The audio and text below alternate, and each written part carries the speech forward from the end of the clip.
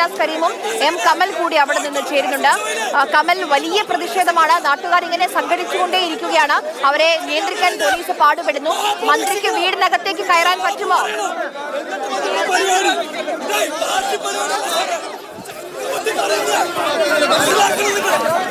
Party പരിപാടിയല്ല.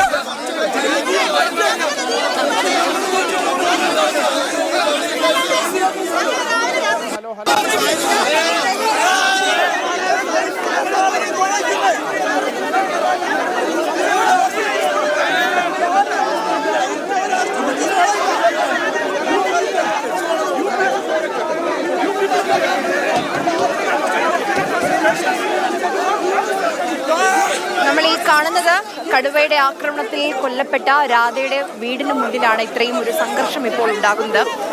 ആ കടുവയെ പിടികൂടാനുള്ള പരിശ്രമങ്ങൾ ഒരു ഭാഗത്ത് നടന്നുകൊണ്ടിരിക്കുകയാണ്.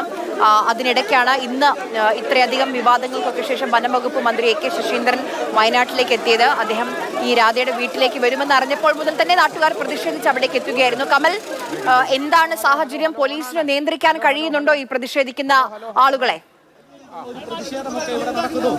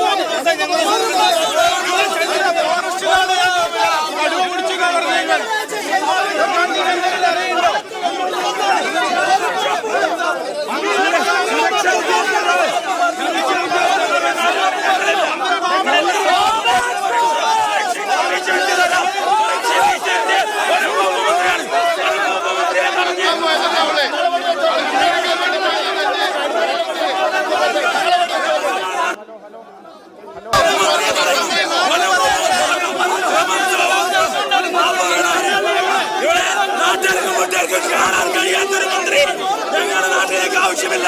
ഞങ്ങളുടെ നാട്ടിലേക്ക്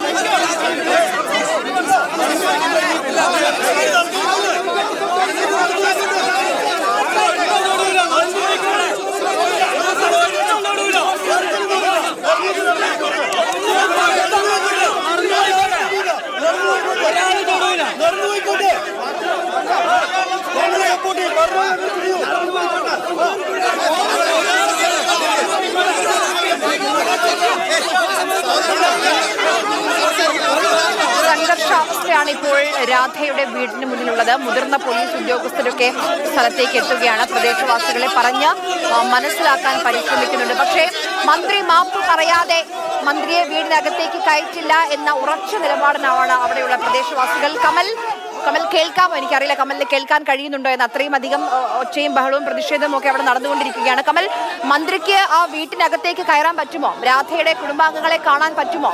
എന്താണ് സാഹചര്യം?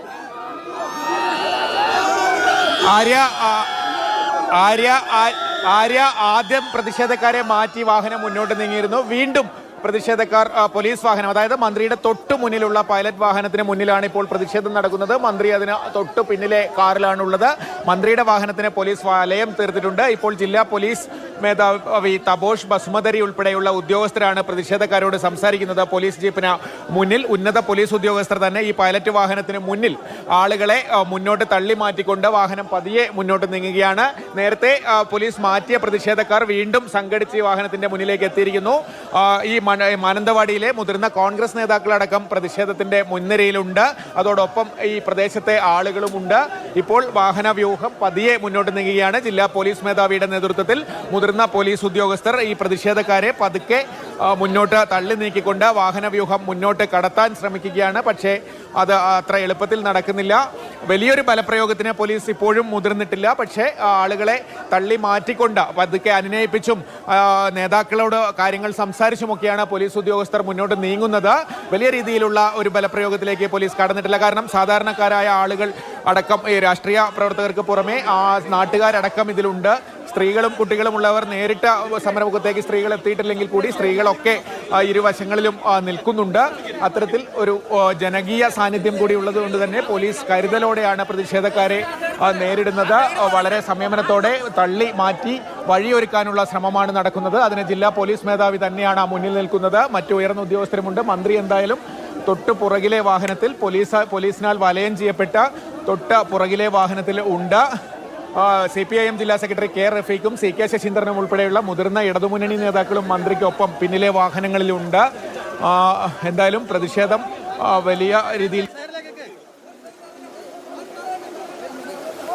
പ്രദേശവാസികളായ സ്ത്രീകൾ ഉൾപ്പെടെയുള്ളവർ മുകളിൽ തേയിലത്തോട്ടത്തിലടക്കം നിലയുറപ്പിച്ചിരിക്കുന്നത് നമ്മുടെ ദൃശ്യങ്ങളിലുള്ളവർ മുകളിൽ തേയിലത്തോട്ടത്തിലടക്കം നിലയുറപ്പിച്ചിരിക്കുന്നത് നമ്മുടെ ദൃശ്യങ്ങളിൽ കാണാം. അത്തരത്തിൽ വലിയൊരു പ്രതിഷേധം തന്നെയാണ് ഈ പ്രദേശത്ത് ഉയർന്നിരിക്കുന്നത്. നേരത്തെ തന്നെ നമ്മൾ മനസ്സിലാക്കുന്നതനുസരിച്ച് പോലീസ് ഇന്റലിജൻസ് വിഭാഗമൊക്കെ പ്രതിഷേധം മുൻകൂട്ടി അറിയിച്ചിരുന്നു. പക്ഷേ മന്ത്രി ഇവിടെ വരാതെ, വയനാട്ടിൽ വന്നിട്ട് ഇവിടെ വരാതെ പോകുന്ന സാഹചര്യം കൂടുതൽ ഇവിടുത്തെ ഒരു സാഹചര്യം വഷളാക്കും എന്ന ഉറച്ച ഇതിൽ രാഷ്ട്രീയ തീരുമാനം അനുസരിച്ച് ഇടതുമുന്നണി തന്നെ മന്ത്രിയോട് ഇവിടെ എത്താൻ ആവശ്യപ്പെടുകയായിരുന്നു. മുതിർന്ന ഇടതുമുന്നണി നേതാക്കളുടെ അടക്കം തീരുമാനപ്രകാരമാണ് മന്ത്രി ഇങ്ങോട്ട് വരാൻ ഉറച്ച തീരുമാനമെടുത്തത്. സ്പെഷ്യൽ ബ്രാഞ്ചും ഇന്റലിജൻസും ഒക്കെ നേരത്തെ തന്നെ ഈ പ്രതിഷേധത്തെക്കുറിച്ച് മുന്നറിയിപ്പ് നൽകിയിരുന്നു ഉച്ചയ്ക്ക് മുൻപ് തന്നെ. പക്ഷേ വരാതെ പോകുന്നില്ല എന്ന് അദ്ദേഹം തീരുമാനിക്കുകയായിരുന്നു. എന്തായാലും ഇപ്പോൾ പ്രതിഷേധത്തെ തുടർന്ന് വാഹനവ്യൂഹം ഇവിടെ നിർത്തിയിട്ട അവസ്ഥയാണ് ഉള്ളത്. ആളുകളോട് ജില്ലാ പോലീസ് മേധാവി ഉൾപ്പെടെയുള്ളവർ അനുനയിപ്പിക്കാൻ ശ്രമിക്കുന്നുണ്ട്. ചെറിയ രീതിയിൽ ബലം പ്രയോഗിച്ച് തള്ളിമാറ്റാൻ ശ്രമിക്കുന്നുണ്ട്. പക്ഷേ ആളുകളെ അടക്കാനാകുന്നില്ല. ഇപ്പോഴെന്തായാലും വാഹനവ്യൂഹം പതിയെ മുന്നോട്ട് നീങ്ങുന്നുണ്ട്. വലിയ രീതിയിലുള്ള പ്രതിഷേധമാണ് ഈ പിലാക്കാവിൽ. ആദ്യം 2 യൂത്ത് കോൺഗ്രസ് പ്രവർത്തകർ കരിങ്കൊടി കാണിച്ചിരുന്നു പിലാക്കാവ് സ്കൂളിന് സമീപം. അതിനുശേഷമാണ് മന്ത്രി ഈ സ്ഥലത്തേക്ക് എത്തിയത്, രാധയുടെ വീട്ടിന് സമീപത്തേക്ക് എത്തിയത്. അപ്പോഴാണ് വലിയ രീതിയിലുള്ള പ്രതിഷേധത്തിലേക്ക് കാര്യങ്ങൾ നീങ്ങിയത്. മന്ത്രിയുടെ കാറിന് മുന്നോട്ട് പോകാൻ കഴിയുന്നുണ്ടോ? മന്ത്രിയുടെ വാഹനത്തിന് ഒരടിയെങ്കിലും മുന്നോട്ട് പോകാൻ കഴിയുന്നുണ്ടോ കമൽ?